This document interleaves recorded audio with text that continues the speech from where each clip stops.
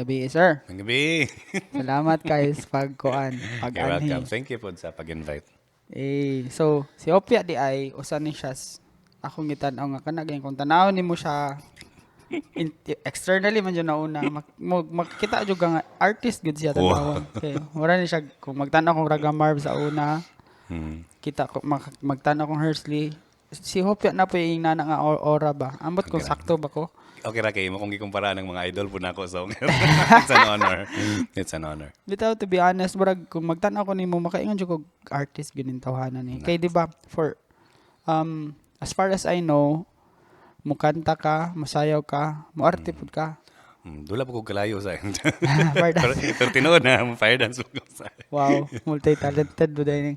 So, kanos ka ga sugod anang kana tanan? Unsay ni una ana? Sayaw ba? Kanta ba? Wow. Kanta siguro. Kanta jud.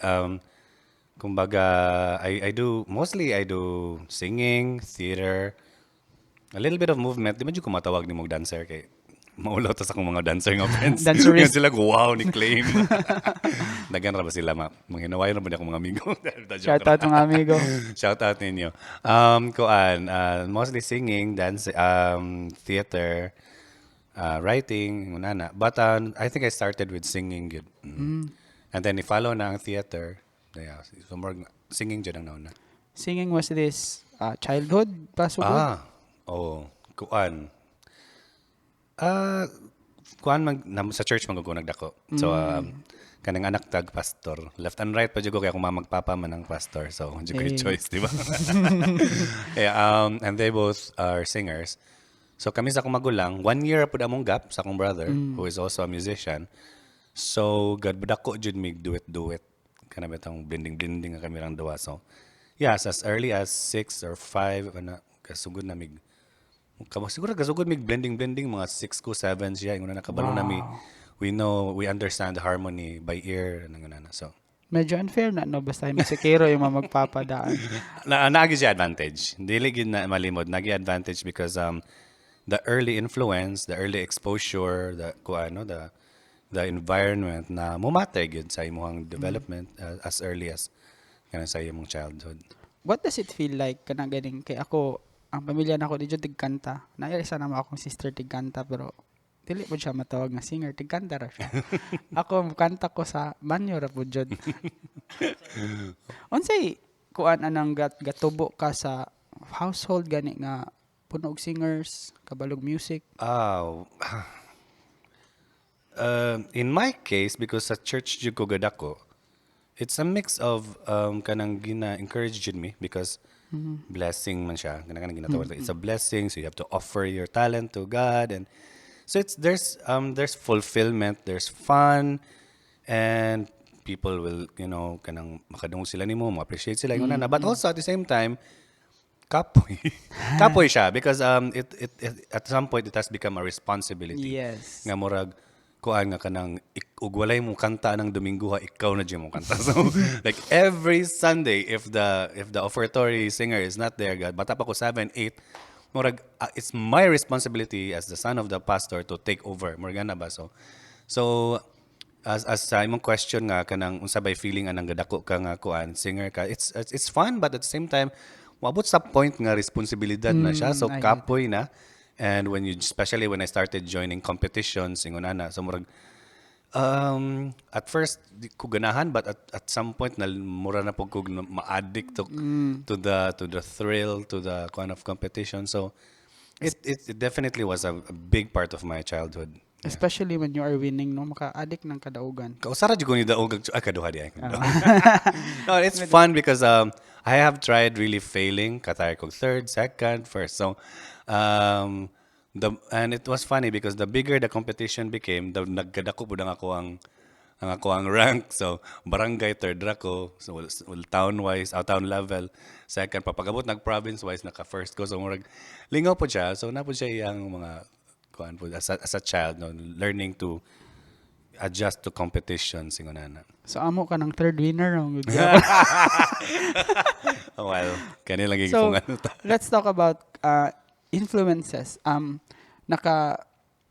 Imong music man good kay I wouldn't murag dili na ko siya mabutang dili tigpaminaw ko pero dili jud kay ko sweetong music. So sa akong mga napaminaw nga music from you, murag dili na ko siya mabutang og ka box. Dili na bilong, dili na Naman ko si bilong. James dere. So, kabalog ni sila nga.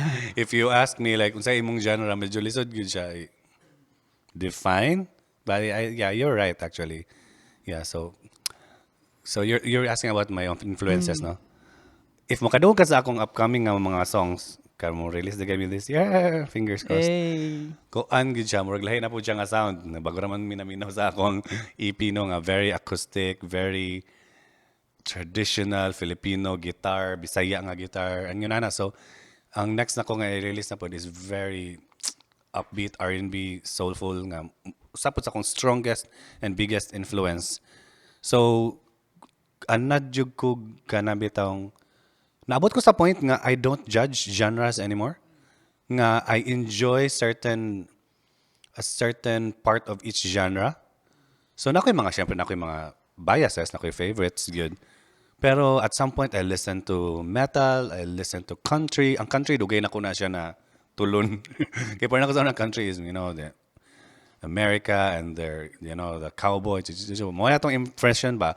But when you actually listen deeper into the roots, especially sa roots na nga part sa mga any genre, you start to enjoy it. So, na-enjoy na ko hip-hop, country, even mga traditional music, Indian, ganang sa Bollywood, like their old traditional music, Chinese music, Chinese opera. So, ang ako ang level of appreciation to any kind of music ni deepen siya, and I think it really shows sa ako ang mga mahimo. So and that's why every time ganang ko nga na something new, usahay siya, it's a curse at some point. Kaya murag so unsa man jud ka. So people would have a difficulty defining ba nga. So kinsa man jud kay imong genre, unsa man jud imong kwan, but nabot ko sa level nga who cares. Bitaw. Kay og artist like you manggod di jud na pwede nga pareho ra tanan kay mo stagnate dayon dili na ka maganahan sa imong gibuhat. So inana so that's the worst part siguro of being an artist, of being a musician. Mas stagnant ka. I mean, they're my friends, no, but I know a lot of them who were stuck in that kind of kuan. It's a trap, manggod. It's a trap, and many of them who were really excellent, who were brilliant musicians, had to stop and stop creating music. Daghan na silang niundang na because they fell into that trap of mas stagnant na. So that's the one thing that I'm really trying to avoid. And that happened to me somehow in the past 2 years. Nga mura ko okay, what's next? But fortunately, after the pandemic, the hunger, the thirst for something to create and to also mingle with the local musicians really ignited that fire again. And in English na ko. So okay ra na in English. Ni ana ka ganiyang who cares. Ma-relate na ko na sa imong sininaan. Nana. So katong kita to dire, murag hippie kay katanawon. Makakita ko sa imong post usahay murag siya drag og style. So murag who cares jud ba pud nga attitude imong say tawag na style? Even drag was something new to me as well. I did not know that I would enjoy it. I would not yet consider my fashion as the level of drag, but there is an influence of it. Well, kanang acquired taste siya for some people, especially for us Filipinos nga, uneducated, prim and proper, uniform, to conform with what norm. So when I encountered drag, bud mas grabe ang ako ang nawiden ang ako ang when it comes to fashion. And before I had this kind of persona, and then abot na po ko sa point na, as you said, who cares? As long as I don't, offend anyone with what I do. And it can be very uncomfortable for some people, pero og dili na ikamatay nimo okay ra jud. So, Bitaw. So sa una, ambot consider ba ni nga drag ang naani ko maninina? oh yeah. I mean, we all went through that phase. Sa una, de magkuan ko pantalon, de mag short. Wow, I mean, spike, gisi. the fact nga mo take time ka to do that, make up the eyeliner and all that, that's Sa una pa kayo ni guys, mga 10, 19, Era gini siya. 2001, Era ni siya 2001, actually. 1999, 2001. Pakita na. Di ko maulo magpakitaan ni kay bro. Proud po ko nga nakaagi ko Yeah, ani I sa una. mean, the kani siya nga generation actually was I think was a good kwan, more picture of that era. So sa una mamina ko metal pod, mina ko lately namina ko Blackpink, namina ko mga Big Bang, tanan. Katayang gipangisgutan. Namina Kanang po ko. K-pop, daggang kayong allergic to K-pop. But when you start to listen to the level of artistry they put in their music, I mean, as a musician, sometimes lisod kay pang siprahon ng mga K-pop nga music actually because na yung mga certain details nga lisod. And then there comes P-pop, which is the Philippine version as they call it, but it's actually evolving into its own genre na pod. And then people are saying, suhiran na sa K-pop. But then you look at it, when the music of SB19, for example, there's a new level of it, which is very Filipino, uniquely Filipino. So things are evolving, guys. Keep up. Keep up good. I think bisag ang K-pop na siya gigikanan pud na sila gisuwiran. So Yeah. they're not the originals pud ana. I mean, mo na niya kung awayan sa kong brother kanang word nga original. Because he says, at some point in one of our arguments, he says, no, there's no such thing as original. And there's some truth to that. No, but again, nanapugyan na sa unsa yung how do you define original, Yes. di ba? So, dako na siya istoryahon, amo nang gi-walk out na niya at some point nga ang discussion. Nga namin mag-away to. Music rin mga awayan. Ang iyang brother day maayo pod member Yeah. pod sa Wilfredo tig mix kanta tig record na.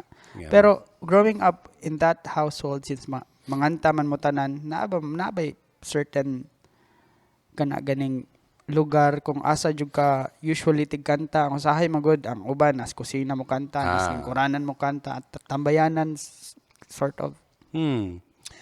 Basic man siguro sa tanan ng banyo, no? I think it's just the acoustics sa banyo nga that really make us all feel like kuan, murag mayo kahit ang mga tama. Na reverb daan. Pero kami as a family, we really gather either sa dili sa kananan kay magtabi ra mis kananan sa sala jud mi. Especially when we prepare a song number for third song for the kuan mag-quartet nung gumi before.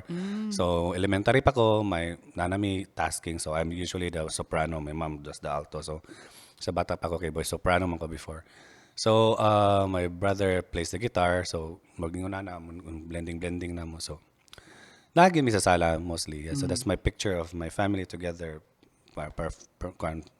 Kanang mag-jamming. Sige miya ng jamming.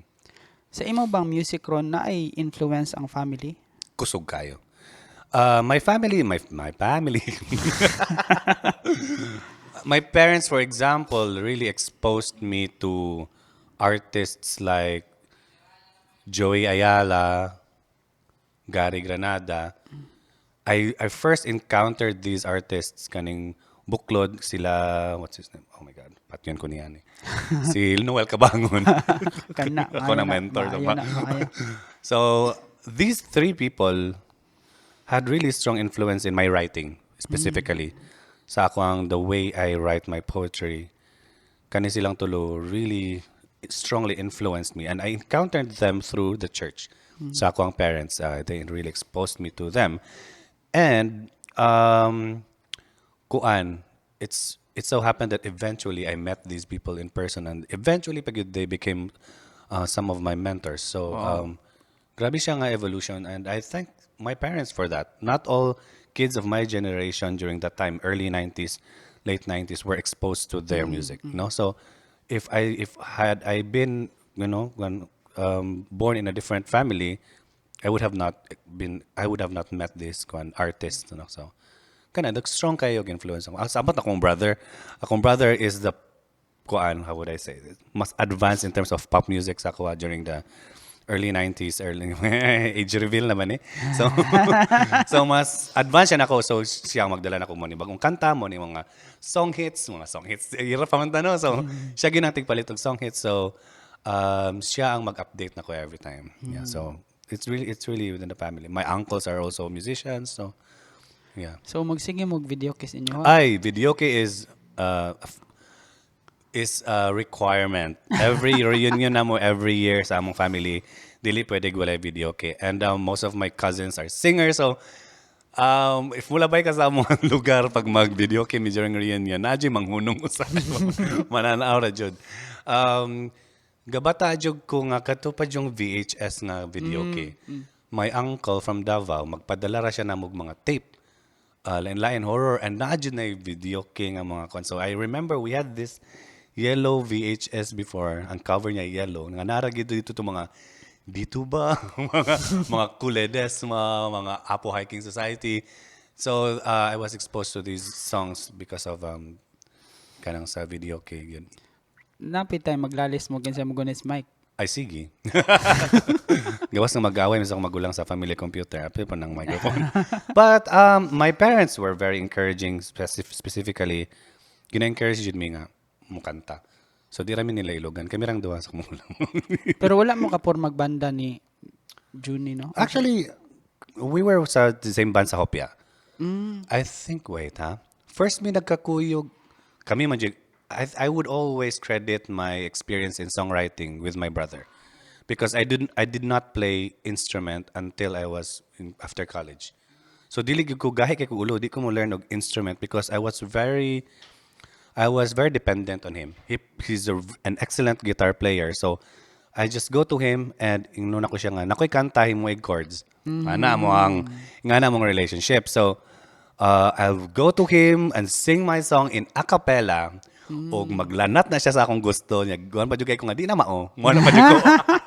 Ako pa ko'y magbuot no nga di na mao nasa akong vision. So magbuang siya glanat sa ako unsa akong vision in terms of chord progression and niya. Sometimes because I'm very exposed to katudyong mga mga sa tawagan niya. Roots gyud nga mga R&B. And sometimes the chord progression are quite crazy.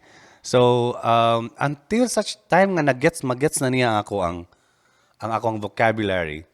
So, when I work with other musicians, naanad na pug ko niya nga he can easily get what I want. So, usahay mag-struggle pag working with other musicians. So, at some point, I had to learn to play the instrument, at least for songwriting. Sometimes I don't know the chords, as long as it sounds proper to me, as long as it serves the kind of harmony that is in my head, okay na siya. And then I give it to him or to other musicians for them to improve it or to figure it out theoretically. So yun na. First na ako nakakita sa burag album nimo was katong ang picture si Hersley ato ga shoot of di ko ba ko nasayop sa amlan to nyo gi-shoot siguro. Yeah. Katong na ito nga moagi ka sa amlan na part diha nga na bukid nga gamay, deng na ay kahoy. Kaya na siya lumboy. Lumboy. Taga di ko story ana niya. Wow. Ganahan mi anang story. Pagyaw-yaw ra man gud lamang ni nga tong show karon sa magyaw-yaw Let's kog go. That's very interesting actually because Dumaguete is such a rich city in terms of creativity and creative people. So when I met Hersley and we were working on an album kami, where it was an easy choice nga I would want to work with Hersley for my cover photo or for the album design. And then right away ningon siya jud ako nga this is the perfect project for this particular tree nga iya na yung gidumtan. Kada labay niya og amlan dumot na gud siya ng kahuya. Kapila na siya naglabay-labay sa amlan nga makalingi siya diya nga area. Gadumot na gid siya og particular project wherein he can take a photo shoot with, in that particular tree. So when I told him about my plan to release an album, siya nga, okay, nanokoy concept. So pag amot mo dito, magic gid siya.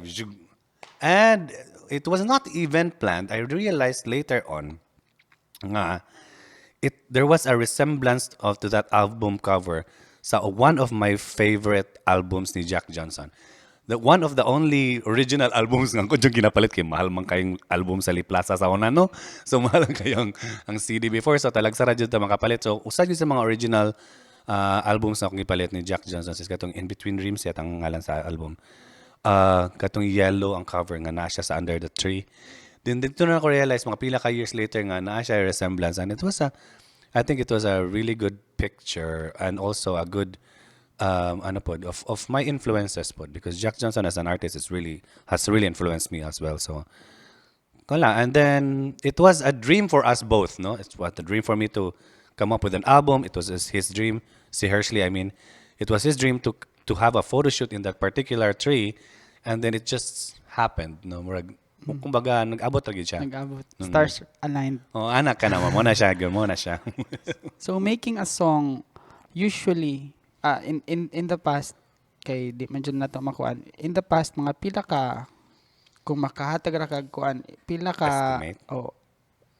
weeks, days, months ang usa ka kanta. Ah, wow. Depende yun na siya.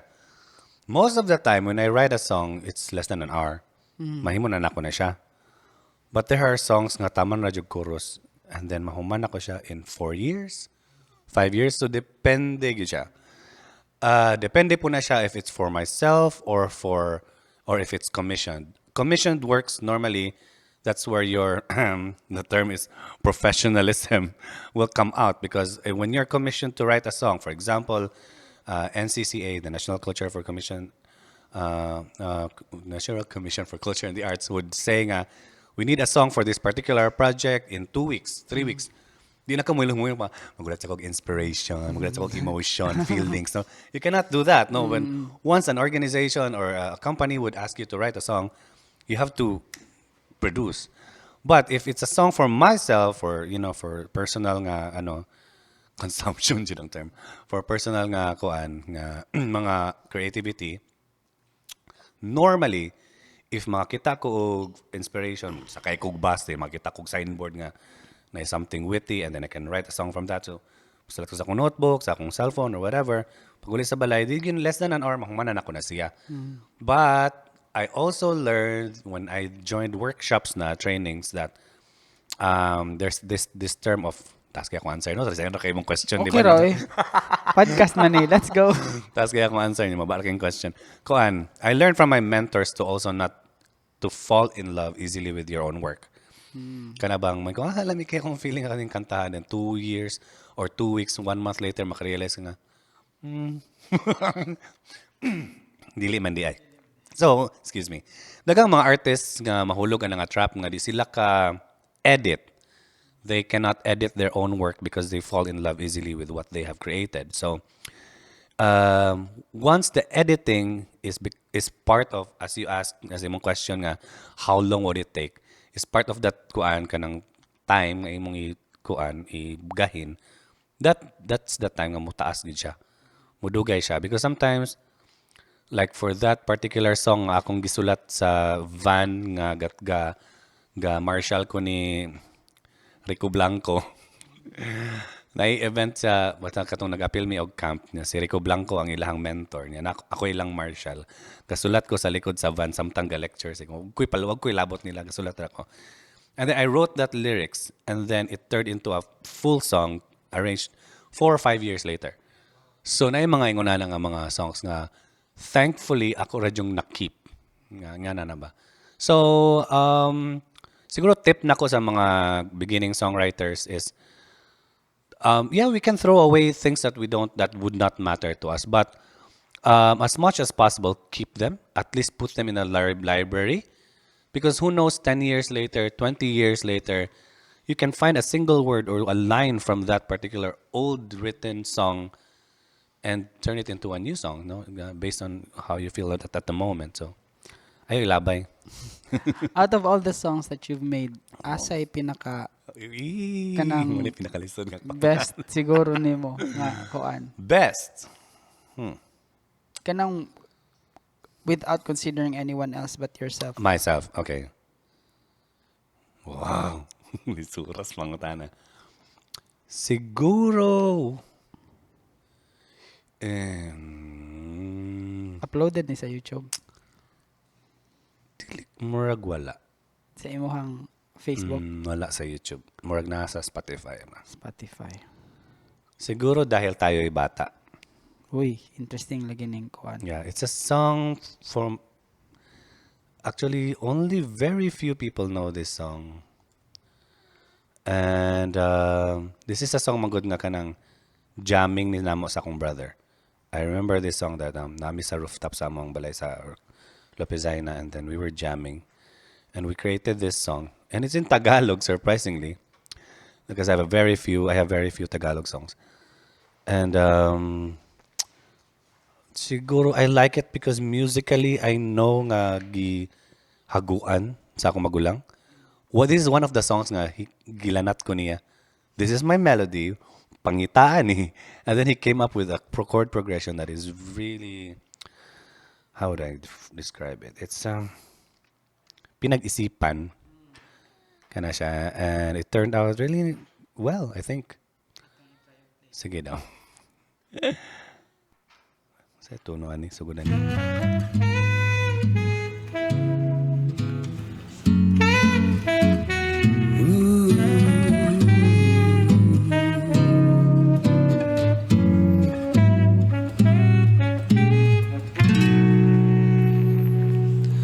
Kaibigan, nakasimangot ka na naman. Numo tila inararong bukid, kilay mo ay parang magkasintahang magkahawak kamay, ayaw maghiwalay.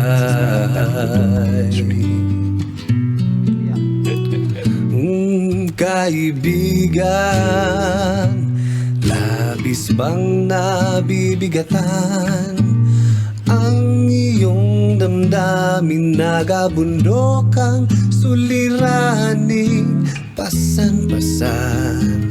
Ibaba mo na yan, at sana minsan ay ngumiti ka naman. Dahil tayo'y patay, dahil tayo'y kapwa masaya. Huwag mong isipin ang mundo'y nauubusan ng pag-asa. Ngumiti ka, humiling ng nais mong kinabukasan, at magkipaglaro sa ihip ng tadhana dahil tayo'y bata. Yes. Who is this song for? Myself. But this song is for myself and for those who can, who can take anything away from it. Can take something from it. I mean, because I have this working with YATTA, because I'm working with the youth advocates through theater arts. Di ko ganahagbata bata before. I don't like working with kids. Mabakog pasensya og bata. But when I worked with YATTA, the youth advocates through theater arts, that's when I was exposed to advocacies, working with children. And that's when I realized that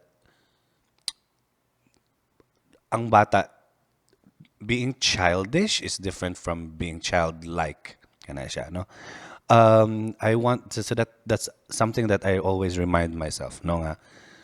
Sometimes we do childish things which are stupid and all. Sorry for the word, if might not be allowed to say that. But ang yun, but to be childlike is to always remind yourself of the good things that a child experiences. No, like the happiness you see in small things, the curiosity, the dreams, your vision, your relationship with other children. So I had to write this song. I felt the urge and the importance of writing this song to always remind me na as even magkagulang ta, I'm quite, I'm not as young as before already, but I have to remind myself every day that, Kuan, the all the good things, are only experienced when you have that heart like the heart of like a child. Nga. You're always curious. You always want something new. You're creative without thinking of any kind of kanang unsay isulti sa laing tao. Kanano, these are what children do. Mag-drawing sila wiris-wiris diya. No one would really wala sila ipakialam. And that's where beauty comes out, and that's where happiness also comes out, because life is too short to be Yes. stuck in Yes. things nga makapagulang ra nato. So Even if you are older na, yun na, always remind yourself to be fresh. So yata, for those who don't know, basic pwede namang ma-introduce ang yata na namong dili kay sweeto unsa nang YATA yata. is a theater organization of young people. So, but it's community-based, dili siya university-based. So, open siya to all Negros Oriental young people. And it's very advocacy-centered. So, it's a theater group, but most of the, all of the plays, all of the performances and productions have certain advocacies. So, advocacy for the environment, for children, for against abuse, you know. So daghang mga different nga mga advocacies. And I started with YATA when in 2010, no, 2008. Wow, So dugay dugayan. na kayo. May youth pa ko ato. Karon youth at Youth heart na raman lang. gihapon. Youth at heart na lang. Di na mo sugot si Kuan, si sani? Kaning UN nga may youth pa kong edad. Lapas na. Lapas na. So, normally unsay ginabuhat sa yata? We do a lot of things. Most people think that YATA is only about performances. Nakita nila nga performing YATA. But YATA is really about um, this is what we call OAO. So we are working on teaching teaching young people to to develop individually and as an organization. That's the O. And then A is on the artistry, the creativity. So we make sure that there's training for the young people to be more artistic and creative and hone their skills and talent. But at the same time, there's the other O, which is more orientational, and that's where the advocacy comes in. That we teach or we expose young people to different advocacies so that young people themselves can decide on what is what they think is socially what they can fight for in terms of social issues and things like that. Because sa atong mga young people would want to be creative, we would want to be stars, but they don't necessarily think of kuan unsa ilang stand on certain issues. So what we do is we do performances, we do workshops, we organize events, we do research, we do training. So nga na ang mga Do ginabuhat. a lot of things. A Then, lot. kuan kay siya, murag napapanahon kay karon with social media and with all the issues. Yes, and when I started with Yata, social media was already there, but it was not as powerful as right now. Nga, grabe na kayo. So we also had to keep mga sa catch up sad me, no? So napapanahon gid siya. So ang among mga advocacies karon are not only here in Negros but also online. So daghan kami mga online pod nga mga kuan, mga ganap. Useful jud kayo. Are there kanang inyohang programs may tawag ana that stands out nga kanang gihimo sa yata and ni siguro taas og reach daghang nakakita more When I started with Yata, ang pinaka known na mga performance before was Kikay Kalaykay, which is about solid waste management. But it was more here in Negros Oriental. But when we did Sharon Mani in 2015-16, mas nilapad pa gid siya because it was really about Dumaguete and Negros Oriental and the life of Kuanpun musicians. So it was Beltar Project and Yata combined. But we have a play called Abacus, which is about positive discipline, teaching adults and parents to of this new approach of positive discipline. And tour na yun naman ni siya halos in Luzon, Visayas. So na-perform na naman siya in Manila. So and unfortunately I was assigned to do the songs, to make the songs for this play. So me and my brother created the music for this play. And yeah, it's one thing that I'm very proud of na part ko. Okay, it's not only creative, but it has a very strong message ba sa mga sige. and I think manggod this arts right now kay naa jud siya because of social media naa siya mas dakong chance to impact the society, the Yeah. environment. Before we say art is just an expression, no? Ano lang siya, more freedom of expression, creativity, and all that. But especially because of social media, I would say somehow it has become a responsibility. Because like what's happening right now. Everyone can make contents. Everyone can be influencers, as they call them, as we call them. But not every influencer has good influence. Some of them regularly, you should not show to your kids because they might learn something, not so desirable. So, yeah. In fact, karon mas grabe ang reach sa arts. So kinahanglan as artists also we have to, be careful Be with, responsible. be responsible, yeah. Without also compromising our art, Yes. We can always find that fine Line. thin line, yes. It's just um, difficult actually. Aside from yata, napakay laing group nga same ana nga advocacy. Advocacies. I would say siguro the other organizations that I work with in terms of advocacy is really I have kuan man pod no, I have a new theater group which is the Salag Collective, but this is more artist driven theater group. But also there's Cuadernos, which is a singer-songwriters organization wherein we train young singer-songwriters. We give them trainings, we give them the platforms, as much as possible to give them kuan lang, the venue to just create and also learn from our experiences, na matagan silang mentors.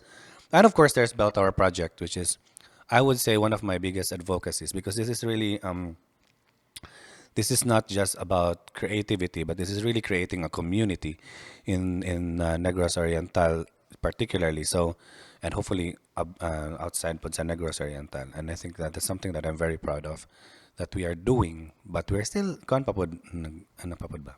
Congrats di Ice Decimo. I guess Eh, ayo 10th year na nila 10th guys. year na. Let's support. Salamat kayo kasi magdahom abot mag 10 years. It was not an easy ride, but it was not an easy ride gumalik ko. Easy ride bang ako. Kay mga daghang mga musikero dire siguro na naminaw karon. Grabe ka gamay ang community sa Dumaguete, but it is so rich in terms of talent. And also, wala pa gid I'm basta mabash ko ani nga statement, pero I would say we don't have a very strong music industry in Dumaguete, in Negros Oriental. Ako nang tindugan nga statement because when you say industry, that means you are actually really paying your artists well and you have all the Yes. facilities, you have all the opportunities, you have you have a platform for talents to grow, to be managed, to be, to be produced and all these things.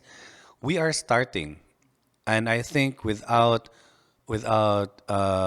groups like you here sa Bitsi, kami sa Beltar Project, and all the other organizations that are creating efforts to do this, we will never reach that goal, no, that vision. So we are very rich in talent, but we need a stronger music industry, and I think that's very tricky because we cannot work like Cebu. We cannot work like Manila. Negros Oriental has its own dynamics. It has its own nature. It has its own context. It has its own style. And we can learn from all other big cities, but as a small town, like as a small island, we have to find what is best for us. So I think na experience niyo na dire nga, I mean you've been bago ra man mo gikag Manila no for like handling big events and that, and you can say that you cannot easily apply all these things to Dumaguete. You can get ideas and inspiration, but at the end of the day, you have to put it in the context of a Yes. small island like Negros. So daghan actually mangutanan ako kabahin ana pero imong gi-explain tanan ang tubag. Sakto kayo mong tubag na dapat naay kaugalingong formula ang Dumaguete. Lahi ra gyud. Lahi ra gyud. Like for example, Bohol, if I remember this correctly, Bohol, Misamis Occidental, and even Bacolod musicians asked me, "Giunsa nimo niyo pagtukod ang Baltar project? How can we do that here?" Yan ako nga, yes, there are certain formulas, there are certain successes nga mong gibuhat that maybe you can apply. But at the end of the day, you have to feel. You have to, test the waters in your own island, and you have to understand the nature of the artist there, what works for them, what are the difficulties kana siya kay ang usa sa for example in Negros pinaka-difficult nato siguro. Ako na ni butang diri kay para maano na ni para ma Ako na lang part na ni istorya. para ma-record na ni siya. Una is, for example, daghang mga establishments nga ang rate sa mga artists is like the same as 10, 15 years ago. Like daghang mga cafes, bars, restaurants nga 15 years ago they pay their artists 500 for 2 sets or 350 for 2 sets of performance, no? That's like more than 2 hours of performance.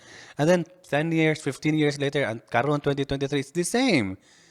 Nagmakamahal ng sibuyas ang artist wala gyapon na umento. So, these are the things that, and we cannot blame this totally the ano ha the establishments and the business community because at some point we have to talk about it. No, they have to know what are our grievances, what are our concerns, what are issues, so we can meet halfway. Mura man na siya. The only problem is when we tolerate that and maningkamot ta sa atong creativity unya ang atong backup. These people are our backup. Once these people support us, the community, the industry will be richer we will grow and develop as a whole. So pag magbirahan na ingon ana nga kuan, that's when we fall together po, no. So I hope I'm making sense. I hope di ko mabasya na yung pangyaw-yaw. Okay ra na. So I think ang number one problem jud kay kulag communication sa artist pud nga side kay naaman po'y mo dawat ba bisag 300 mo po na'y problema. Abi nimo, dugay na mo na nga debate so kan pa.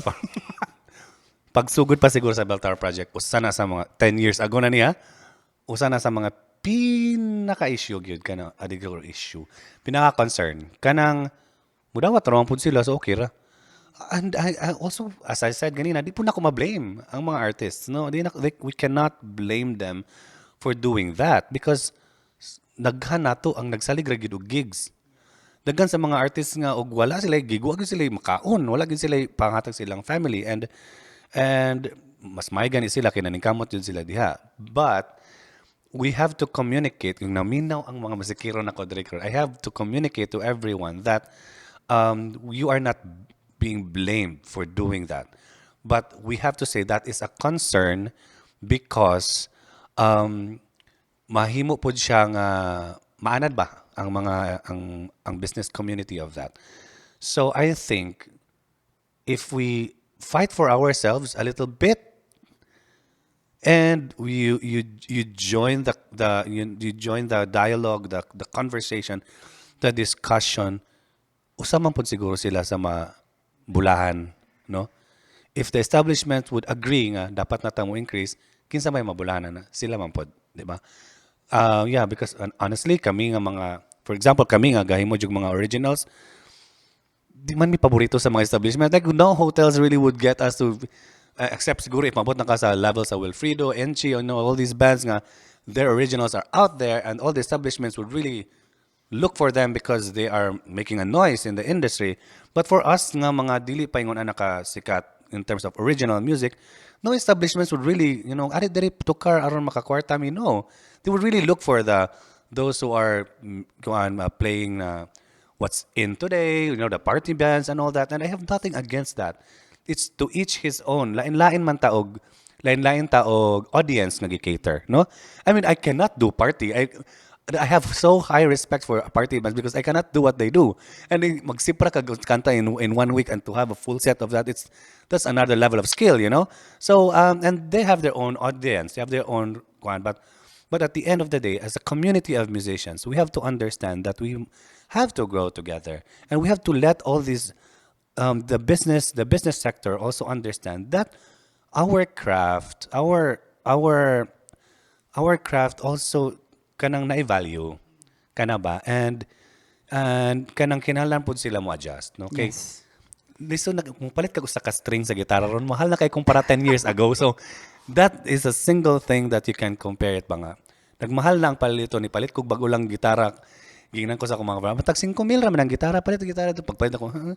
Wa naman di mo naog og 8,000. So ano, adto ko sa mga stores, mo may munaog 8,000 halos. So murag these are your investments as an artist. So dapat pag ka makabawi, di ba? So hi to all the business owners might be able to hear this. Artist, murag madala ra siguro i-educate ang clients about Oh, stuff. ano lagot mga ambot lagot tagkuan sa atong asa tadapit mag-abot ana ba? Maybe not too much for you kay di pumumalugi pero a little more value for your musicians kana. Okay, kung happy ang musician, mas gwapo man ang performance. I hope I don't offend anyone with what I'm talking about. Wala ra. I think that's the reality. I think everyone knows it naman. So yeah, so Bell Tower project, unsay inyohang mura ganig plano for this year na bay kasikas? Thank you for asking that because we have a plan, but A lot of a lot plans. of plans pero kanang plano kung ma-realize. But definitely we are thankful na at least one down, which is the opening of our year-long anniversary special. And definitely we would like to have the workshop in April, which is a songwriting and a music workshop for young people. Sa mga naminaw dira, palihog lang, support mo ani, donate mo kay if we can get enough funds for the workshop, we can give it for free to our young people. So maybe there would be additions to make sure that those who will be participating in the workshop are those who really want this. Kana ba? Dili lang kayo, trip lang nato mga pilag workshop. So there will be a workshop for young songwriters, for young musicians, and they will come up with, they will try to create songs in the workshop, and hopefully, we can create a new breed, a new generation of artists. I mean, there will always be a new generation of artists, but hopefully, this workshop can give a venue for them to grow as well. So that there will be a workshop, and then hopefully one or two more big events before the year ends. So kana siya. And maybe mga album releases. Yeah. Album release. Basa Kana. pa lang. Sa ganahan mo, donate na ba ka naman? So, workshop, gamit kayo ni guys kay to be honest, lisod kayo mahimog kanta kay mura kag gahimog poem, lyrics. Tingahimo pa jud kag melody nga mobagay That's sa right. imong words. That's right. I think mas maka-explain si Hopia na unsa ka lisuda ang mohimog kanta. Una, I would like to share the importance of workshops. One, I would not be in my position right now if I did not go through workshops. Nabot na ko sa point nga, when I won the Valentine's Songwriting Competition, wala ko nang hinambuga. May nambog Roy. Wala. When if you got When I it. won the Valentine's Songwriting Competition before sa Siliman, 2005, I thought, mayo na ko. I thought, kabalo na ko, ay nakadaog ko. Ano ko yung trophy, bragging rights. Ngunana. So I thought I was already good enough until I learned about the Elements Singing Songwriting Camp, which is organized by Sir Ryan Kayabyab. And there will be more than 20 mentors from all over from Manila. So the best of the best sa mga singer-songwriters from Manila will become your mentors. So I tried to join, and then nahagbong ko ako nadawat. So dito nag-crisis ko light kay mo butulon pa man day ko ani nga kuan nga. So medyo nawad-an ko og kuan po sa kong kaugalingon, no. But on the third year I attempted to join again. Nakuha ko. And ko medyo na-firm na gamay. But when I joined the workshop, it was a 5-day workshop. 5 days siya. Dito din ako na-realize ang richness of the Philippine talents nga. Wow! Di ka nang maayos sa tibok Pilipinas. Mga kaedad rapod na ako during that time. That was more than 10 years ago. And then, dito din ako na face-to-face ang mga mentors yung kanang mutudlo dyan mo not only of the techniques, but also of the industry. How does the industry works? How did they start as artists? The kumbaga ang mga pasikot-sikot sa industriya. And that's when I realized na, wow, if wala ko siguro atong work, that's when na-push din ang mga Baltar projects, that's when na-push na ang among album. I pushed nga magawa siya akong music because before I did not have the confidence to put it out there. But because of that, Eli Buendia advised me to kuan. Mo giniging ni Eli Buendia nako during that camp nga. If you trust your music, hindi mo ikakahiya. So do everything that you want to do just to put it out there. And people will appreciate it. Kung kumbaga kung nakisalig sa imong music ay ikaw law, no? Because a lot of artists are like that. They're so good but they don't trust. They don't trust their music. Daggan kay mga musikero nga sila rin nakadungog sa ilang mga hinimo because they don't trust the capacity of their music to touch other people. So sa mga naminaw dira, that's one of the best advice that I received, no, from one of my mentors. And going back to your question, Okay ra jud. sa writing manggod sa kanta, lain-lain tag skills, lain-lain ta og kuan, lain-lain ta og forte, no? Ako, my forte really is poetry because I was really trained and singing. I'm not the best singer, but because I have a very limited vocal range because I'm a bass singer, that also is my advantage because I do not sound like many other people because I have a very distinct low bass sound. So at first I did not like that. Murag para nako if you di ka kabirit di jud ka mayang singer. Mo dagang mang ingana nga mentality di ba nga. Kung di ka kabirit, dili ka singer. Dili ka excellent singer. Especially kitang mga Pinoy murag addict tag mga biritero, no? So before I used to look down on my own capacity nga murag until I met artists, I listened to artists like Jack Johnson, Joey Ayala, even karon sila Josh Turner. These people do not belt, and I mean they have a certain range, but they really ilang gigatasan ng ilang strength, kana ba? And people really appreciate what they do. So dito ko na appreciate akong self na I just have to hone what I have. Kung sa akong weaknesses, I do that. But going back, na yun nakikugabtan. So work on your forte, work on your strength. So my strength was singing and writing because my father is a poet. Magtigsulat siya mga balak ba. So I learned that from him, and sa church their sermons are in Bisaya. Katud yung laglum yung Bisaya nga.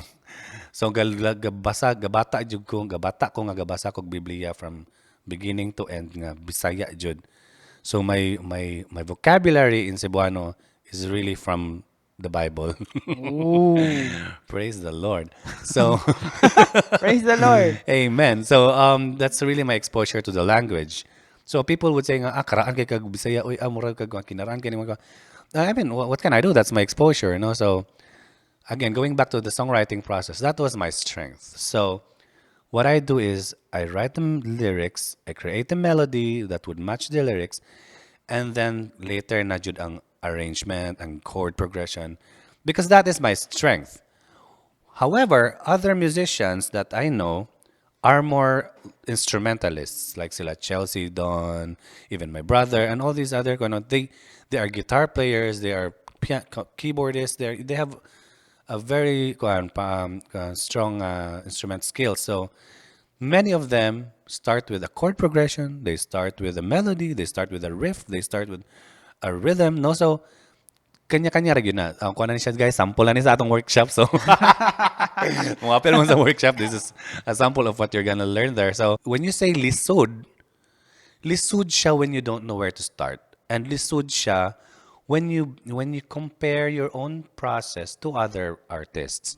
So always go back to what you know, always go back to where you're strong at, and always go back to just be thankful of your own personal strengths and start from there.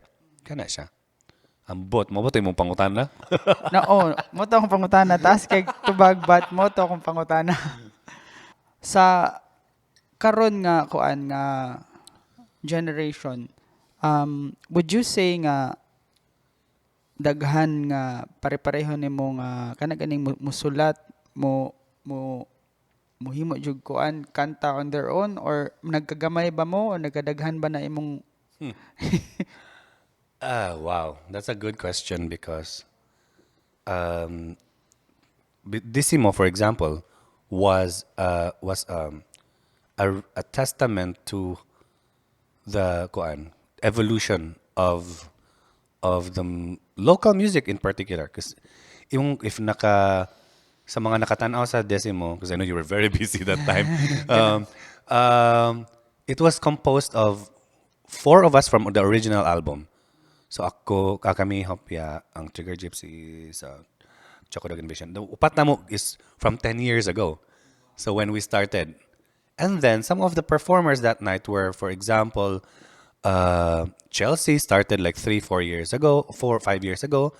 Um, na ang Park Lane, which is a 2-year-old Shout group. out, maayo na sila. Oh, Park Lane. And one of the members of Park Lane, si AC, is actually one of my students when he was only in third year, second year high school. He was one of my workshop students. So again, the power of workshops that really expose you to the community as well.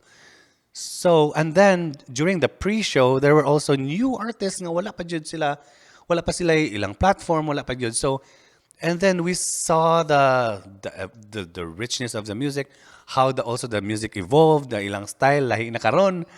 And so, murag, okay. So, ay okay. So, makita gini mo siya nga daghan kaayo gihapon ang kasulat. But tagagi kong storya, no? Okay ra na. Storytelling man gud lang. The only, I would say, advantage and disadvantage of this generation is, let's go with the disadvantage first. The disadvantage probably is daghan na kayong easy way in. Mapalit nga beat, ana. Dagang mapalit nga beat. There's band lab nga at maglupra ka na kay music, and then you can just write much. I use BandLab myself right now for exploration. But at the same time, that's an advantage. Because you have the technology, wa na kay excuse. Okay? Dili mo himo. Wa na kay excuse nga di ka kahimo. Okay? But at the same time, the disadvantage there is that plagiarism is very murag hadlok siya. Because ang mga beats usahay murag dugul na yung kaya ba? Even when you listen to pop music right now, it's like, at least during our time, there were rock bands the 90s, 90s man jud 90s man jud ko gada tubo sa daghang kayong rock bands pero they all sound different. Different, yes. Pero kana if maminaw kag usa ka folder jud karaan kayo. Usa ka playlist sa Spotify when you say pop and chuchuk, many of them just Same notes. in the same four chords, in the same beat, and the Same same drop. melodic line, gipang twist na lang. Because this is what many producers are doing. When there's one pop music becomes popular, ilan ang gatasan, himuan nila og somehow listener. And then karon na mga AI. Yes, That's Chat the- GPT. I don't know if that's a good thing or if that's a bad thing, but the technology is so fast. And when I learned about this AI where you can just type, I want you to create a song about and then it will give you an actual complete song about that. And it's like, how about us songwriters? Usa pa may among Yes. pulos. So ingon ana ba, no? So we are entering in a generation wherein ang di siya kalaban. Ang competition sa mga actual really kanang kinamot nga mga songwriters is technology. And that can be a problem, especially in pop music, in pop culture, mostly in pop culture, because when record labels, for example, when producers would ask you to give me a song in a week for Katy Perry or for whoever it is gonna, all these producers can just use technology to just himoy ko kanta, and then Katy Perry has a new release which sounds like Bruno Mars, which sounds like Chuchu, but it's still not copyright wala copyright issues because that's what AIs do. They try to manipulate all this stuff. So that would be the disadvantage. Pero I think that would also strengthen. This should be a challenge for us who are actually into the creative, personal kind of songwriting. Challenge for us to really be able to compete and at the same time learn from technology. Yes. How we are able to use technology to our advantage without compromising our dignidad as a songwriter. Kana ba? Bitaw. I hope I'm making sense, but I think that's my point about it. Nag-make sense ba? Yes, kay actually bago ra kong nag-research og kakaton ana pong kabahig AI. Tigamit po kog ChatGPT, tigamit ko atong gaingon nimo nga mulupra, tayong aware po ko nga pwede ka mo request og kaning kantaha, this sound and this the lyrics are from this Yeah. and naapoy service ngayon ana. So yeah, it's akong ginagamitan sa ChatGPT kay murag magsugod kuha na ko siya idea pero maghimo ko gakuha. That's what I was discussing with some of my bosses before nga. When you use AI, for example, there's an advantage to it because they can give you ideas, but you have to put the human heart in it. So dili ka mo undang diha.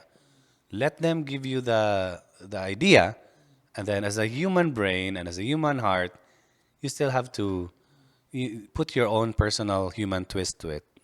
Because ang tao makabalo if it's, computer generated or if there's a personal touch to it. Yes. I think sakto imong giingon gid nga kuan ra jud siya ga idea. Yeah, like when you ask I'll give this perfect example. When I played my song katong kanina, you will ask me, what is this about? Para ni kinsa. So there's that personal level of the human to human Yes. from the composer to the listener. But sometimes pop music right now, I will not name names, I will not give titles, but you'll be like, okay, this is fun, but you would not really care about, okay, boom, boom, boom, whatever. They're saying their blah, blah, blah songs about their body parts and all that. You will not ask all this, what's your inspiration? But wala na yung mga yana, no? So it's just for the pleasure of the ears and the senses, but to the level of the human connection, it's different when it's human. I think ma-amplify jud tanan sa social balik jud tag social media ani gihapon. Kay you yourself murag daghan kay kag followers mas TikTok. Pasig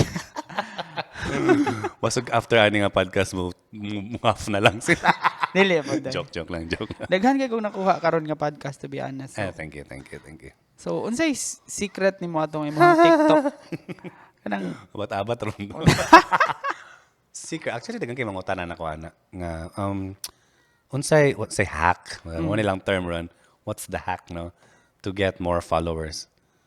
Hopia is the hack, I think. Wow. Your personality is the hack. Mumatay gyud ang personality. Honestly, the competition online in the social media right now is not anymore about it's not 100% creativity but more personality.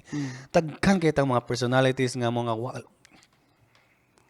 nope, hindi ko ganun mang bash. But reality lang reality lang. Yes. Facts are facts. I will say what I'm going to say. Daghan wala talent. But their talent siguro is that they have very strong personalities. Relatable. Oh, they start as, vloggers, influencers, then they're so loud, and then later when they become so famous, they start writing, producing songs, which are not necessarily the best songs, but gatasan po nila ilang popularity. So, when you ask me what's the question? Sa tong Say unsay hack. Lahi-lahi gyud. But for me, personally, it was really about kanang combination of being true to myself. Because your audience will always know if you're being fake or if you're having fun. Fun man good, mo reflect gyud siya. Mo reflect gyud siya sa screen when this person is doing something that they love Forced, doing. or Or if this is so daghan kay mga tanan ako nga mga beginning vloggers nga sa ato pa ng term naning musikat ba? Nga ganahan yung sorry sa term but I mean bisaya man tamo na ang term, di ba? Reality hurts, guys. Nga gusto lang gana lang gyud sila mo famous for the sake of fame. So they would do everything. Mang prank sila, mga vines nga wala diri wala dito, nga kinupyara pud og laing viners. It will not work, guys. Work magani na one or two, but it will not sustain you because at the end of the day, people will follow you. And if they follow you and they realize that you're a copycat or you're not being true to yourself, it will not last long. So for me, I'm not saying that I will last long, but I'm just saying that I'm putting content out there because I'm having fun, because I enjoy it, because I like it. Kung mo follow sila, wow, edi wow. Pag dili po sila mo follow, edi po kay kumasakitan. Kaya I mean, no, wala man ko nagbuhat ana because I want to be famous. I did not do that for fame. I did that because it's something that I enjoy. If you see my content, these are things that I really enjoy. I make Bisaya drag names because I love drag. I write mga experiences in Manila because I love storytelling in Bisaya. And for example, ako recent na ko nga mga ni Patok Judis kaning mga antog-antog which I play normally with usually with my friends. We have these certain games nga malingaw mi akong gibutang sa TikTok, and then ano siya, so people will really enjoy when they see you are enjoying. And yeah, so if I guess that's the hack. And of course, yeah, be nice to people. People don't like you when you're rude. I mean, I can be very, I would not say rude, but I can be very prangka sa akong mga followers. And they know that, and that's part of the thing that they have to embrace about me. No, if I am not I'm not your Miss Universe nga. I have to be kind. I have to be nice to everyone. No, but when I think that, like for example, mag-live stream ko and then someone there does a very offensive comment, I would call it out. No, yun na ako because that's part of me. That's my personality. But as much as possible, I don't want to be rude, like plain rude to people. So yeah, it's just really about thanking as well. Be thankful to the 10, 100, 1,000 people, the first 1,000 people that will follow you.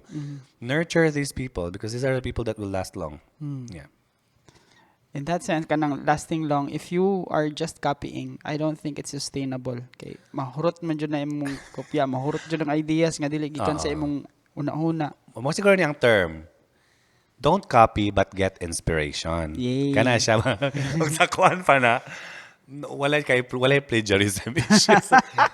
Kumbaga, like for example, si Telma, drop names na kog mga influencers. Telma really has so much fun with what she does, no? And people enjoy that, but there will only be one Telma. Yes. But you can get inspiration from what she does.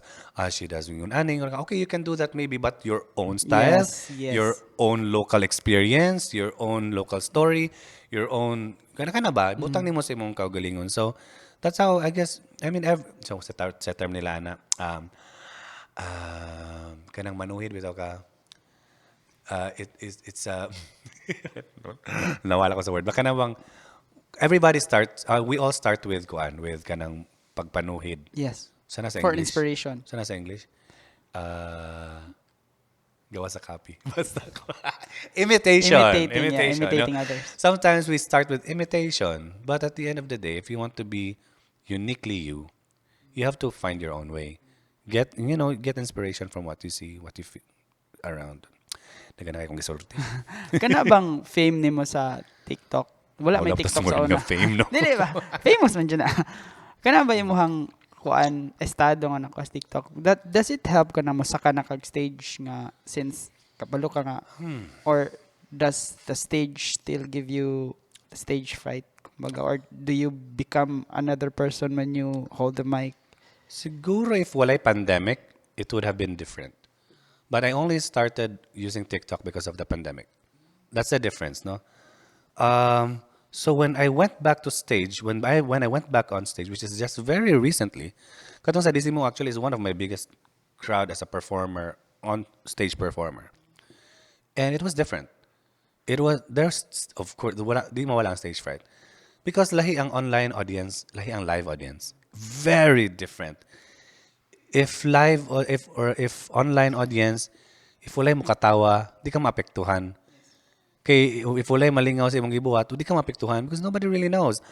But once you are on stage and you can feel that your audience is cold, Kanang connection is very kanaog, important. lami na kay kanaog sa stage. But when I was on my way to the stage and everyone was cheering, you can feel the human connection, the people support. Makaingon jud ka nga lahi ra jud siya. And it gives you more anxiety, but at the same time, gives you the thrill and the excitement as well. So, lahi ra gyud siya. And because I only started using TikTok through the pandemic, wala ko'y kabalog unsay akong expectations when I go on stage. Would people recognize me? Would people not recognize me? Because ang akong audience sa stage might not be my audience online, you know? So, naarabya po di ay, message niya ko nga, kita ko sa imong performance ako, nanapod po di na nga dito. Yeah. So, 10 years ago siguro, i-compare nimo imong self, pwede nimo ma-compare ang growth. My God. Super. Like, layo ra kayo. Layo ra gyud kayo. 10 years ago, I was very passionate, which is the same. I'm still very passionate. I was experimenting, and that's what I'm trying to convince myself that I should always be experimenting. But I was not. One thing, siguro, that is a huge difference is that I did not have the tools. When you say tools, these are things that you get from experience and training, you know. So 10 years ago, I went on stage, I became a performer, an artist, without knowing what to expect, without having that experience of what if this will happen, what if that will happen. So 10 years later, especially that I left for Singapore for 3 years, nawala ko sa Dumaguete for 3 years because I went to Singapore to study theater. And that was a gamble because 2016, that was like the peak of my music life in Dumaguete, and then I had to leave because I decided I need personal growth. So when I went to Singapore, it gave me a whole lot of experience, and it gave me the tools as well that I needed, both in terms of concepts, technique, and also the body experiencing unana. So when I came back here, like na, noon, I was equipped with new weapons. Version 10. Version 10, exactly. So, na ako yung mga bagong set ako na weapons dala. So, 10 years later, which is this year, kuan na gid siya. The freshness is still there because I'm still experimenting. People will see that nga, uy, lain na po siya buhok, lain na po siya tsura, lain na po siya style. Hey. As compared from 10 years ago, even my music has evolved. So there's always that freshness. But somehow I knew what I'm doing. I know there's still that kind of kuan nga, what if yung nani, what if yung nana, but nana ko yung tools na magamit. So that's the biggest difference, I guess. Sa performances nimo so far na by mga fuck ups, Oh, Can we talk about those? I this is funny because I was watching this video sa TikTok, I think yesterday. Gi-interview si Dua Lipa nga were there instances nga malimot siya sa iyang lyrics and siya nga many times, and I just have to hope that my audience know my lyrics. Mantugyan ng mic. Oo, so that they can feed me and balik ko on track. And that's one of my biggest before. My biggest na Fear? problema. Because when people start to know your songs and then ikaw malimot silang lyrics, sa imong lyrics, it's embarrassing. And my Yes. friends know that nga naadyo ko'y problema og lyrics. And for a long time, matarantan ako when I sing some of my more popular songs. Mura kog makuyawan akong maayo mga imbis na enjoy na ko ang kanta, makulba-kulbaan ako mo kanta sa ako mga because I know mag-anticipate na ko daan nga at some point mo palong ra kog kalit and mawalimot ko sa akong lyrics. So those are the moments na kanang I feel really embarrassed when people can sing my song. Ang audience na may magkanta ko nalimot na. Kana siya. But that's one thing that I'm really that I figured out kung anong problema. And sometimes it's lack of mastery. Kanang magsalig na bitaw ka, ako bitaw ni kanta, kabalo na ko ani. But when you go on stage, you don't have the muscle and the muscle memory of it. That's when you forget. So, ako dyan nagiyon sa akong banda nga, I don't want to go on stage under-rehearsed. I want every sound to get into my system during practice. So when I go on stage, wala ko'y unexpected nga mga uy, nadaing una ni nga riff, uy, nadaing nga sa backup, nadaing una ni yung madali ko ma-throw off manggod. Dali ko ana ba? So instead of focusing on the storytelling, ma-bother ko sa sound, ma-bother ko sa technicality. So ang lyrics na dahil ako may bye. So that's how I solved it, that mystery of that particular problem. So mo to siya. Naabay times nga kana ganing na kay ginabuhat before performances para ka mga mangandam, superstitions, na kay may Before wala. Before when I started 10 years ago, wala. There's just one thing that I don't do. I don't eat at least 2 hours before performance. Ay, okay. No intakes, no samot na bawal lang soda ang yun because I have long story ni siya. I'll just cut it short. I have so I have problems with my digestive system. So wala na ako yung mga gi-alter nga parts sa akong digestive system. Just to cut it short, no.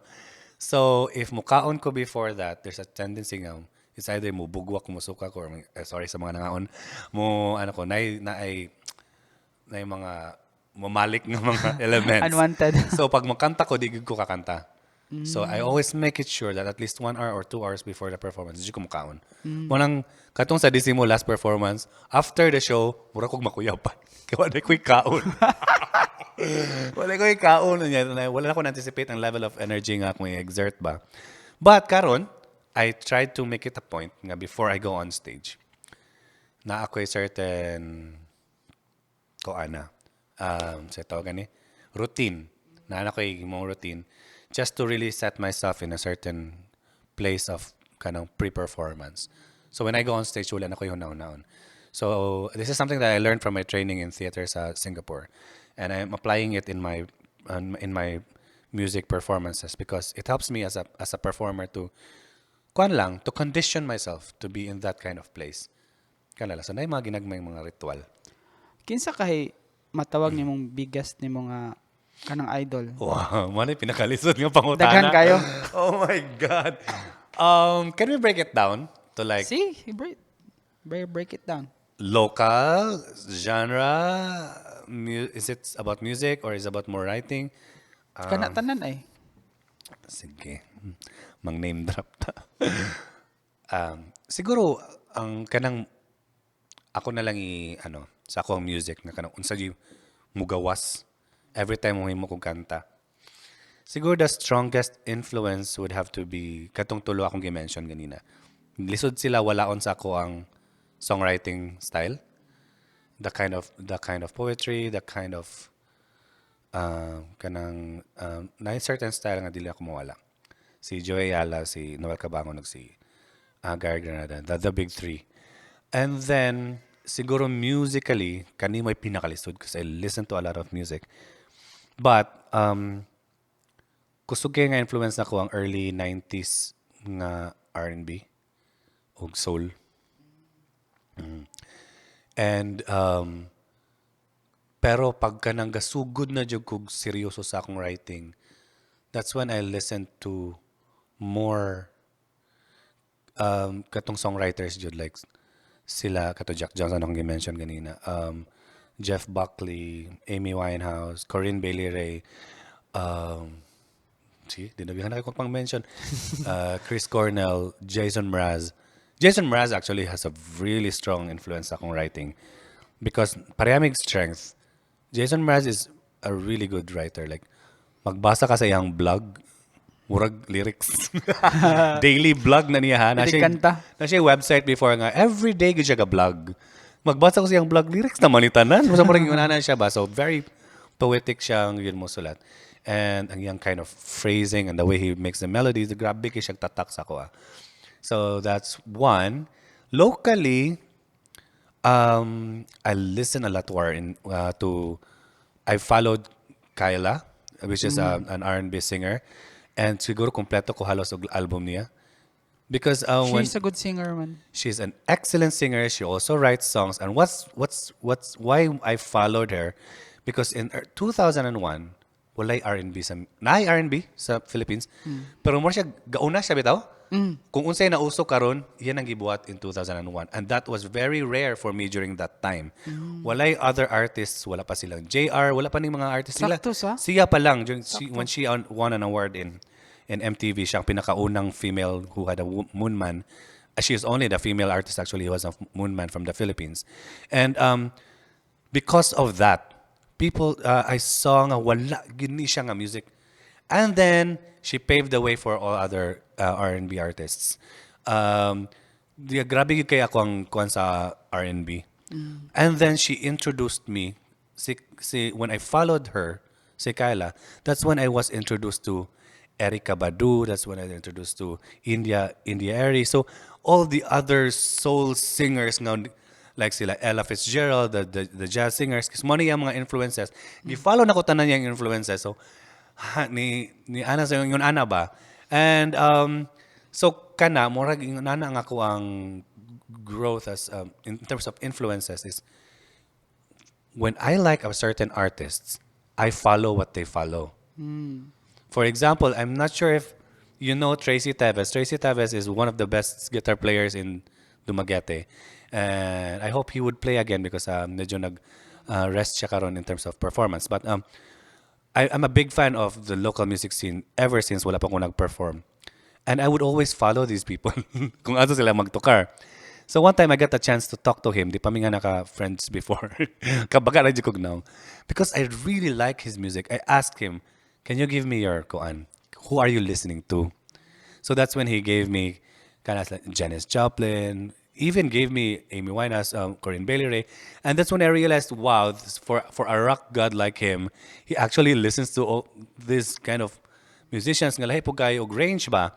So, inguna na ang ako ang style when I like a certain musician, I look for their influences. So, mara siya mga munggay ba. So, from this one kuan usa ka kuan tukog mura siya mo sanga-sanga.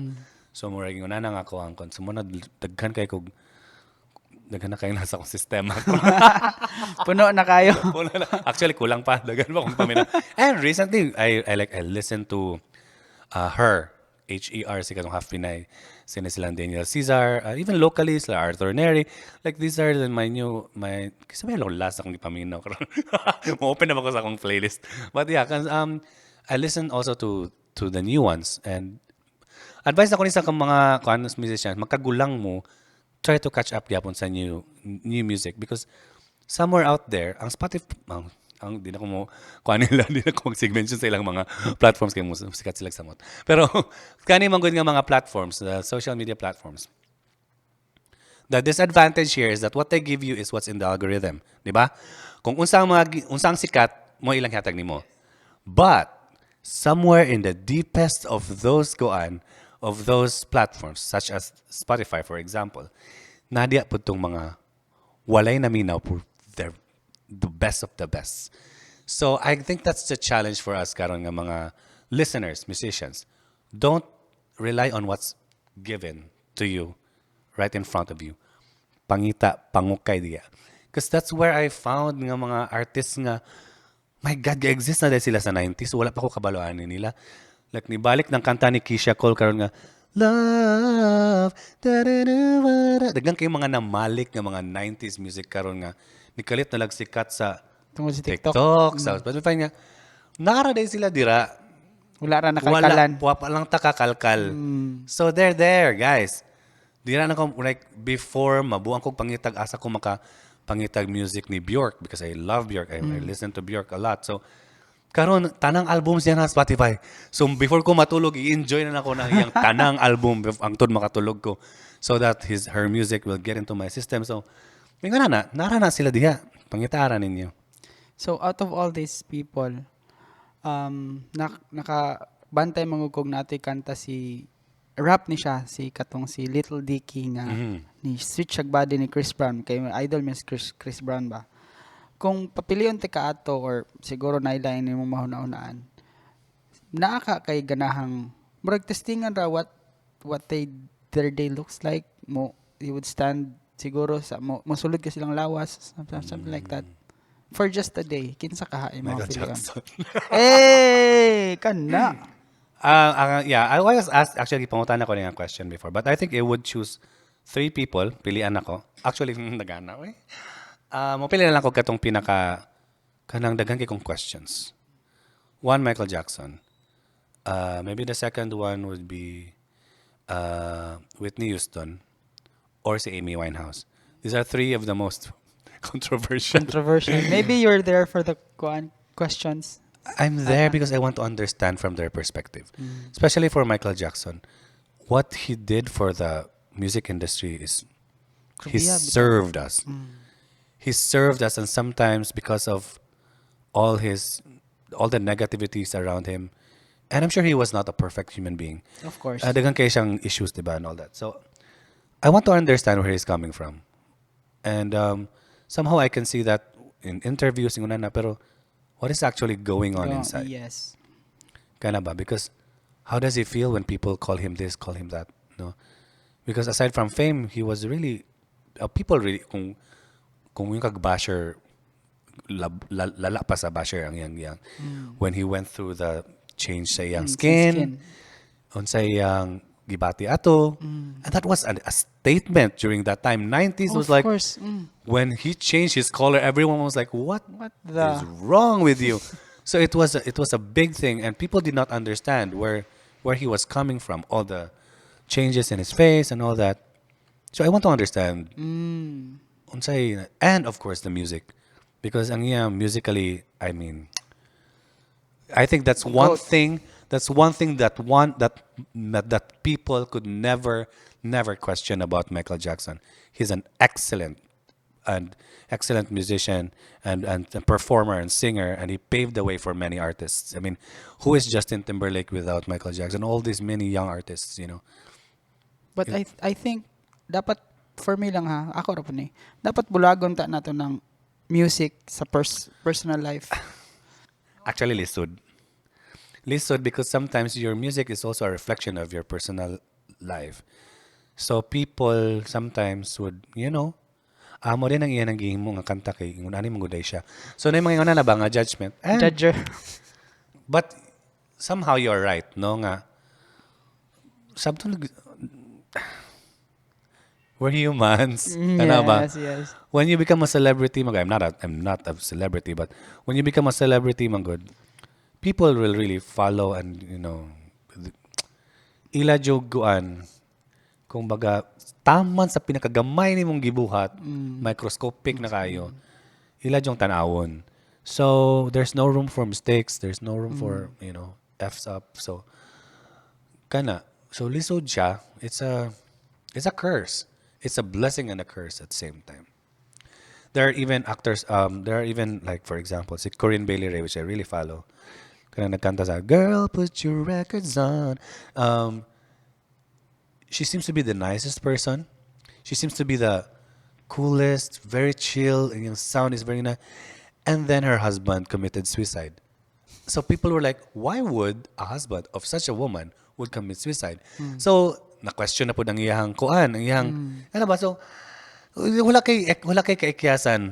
So, murag, wala kay escape, no? People will really get into the darkest, deepest part of your personal life. So, Unfortunately. fortunately.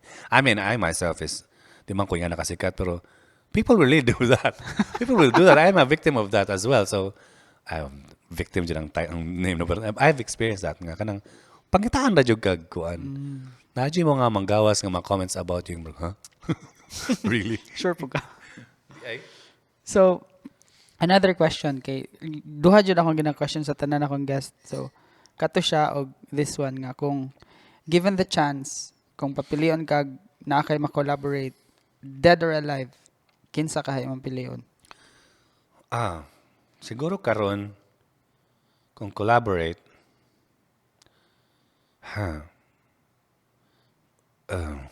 local or mga Depende vision nimo. anywhere. Depende nimo. Dead or alive? Dead or alive. Ako na pong game-match kung mukaan ba among music. Match market. Kaya ba mga ambition na po kung like for example, if katuna yung mga like si Tupac akong ikaw murag mo mong bagay ni Tupac among music. Imong tingog lalo man. Siguro there's a way to go around about it, but maybe not. Sige. Wow, that's difficult actually. Collaborate. Well, naanag na sa akong bucket list nga maka-collab with at least maka-perform with Kyla in one song. Because I'm a big fan. But I think I would want to really try one music with Erykah Badu. I'm not sure if you're familiar with her. Dili siguro ko familiar. Dako kay siya influence nako musically, fashion-wise, lifestyle-wise, in terms of ideologies. I think she has a really strong influence on sa ko apod. Nagana kay ko gipang-mention. But I think a collaboration with Erykah Badu would be wow. Ako na siya i-research. Yes, sis. Actually, mo na usas reason nga podcast ko kay Bugo kay ko din dapit. Dagan pa kayo kilala may this is bawa. what we learn from podcasts. Actually, the thing about podcasts is that, dagang kang dili di ka mag-expect ng mga tao will really discuss about things. So, yeah, we learn from it. So yeah, I think it would be Erica Badu. Taga natin yata sa spelling kay medyo complicated ang spelling siya. Thank you kayo. But I'm sure si James Kailanas yun. Erica. Yeah, so napakaibamutan. Mo na to actually. Mo to Murag taas na kaya ending. itong kuhan. Taas Thank na kaya you kung kayo. yaw-yaw. Kabalo kong napakay buhaton siguro. Thank you Jud. kayo sa time. Thank Thank you you, kayo. Pag. Appreciate it. So, ibutang na mo ang mga links niya sa ubos. Hopia, ladies and gentlemen. Yay! Thank you, thank you, thank you. Thank you, thank you. Thank you, thank you.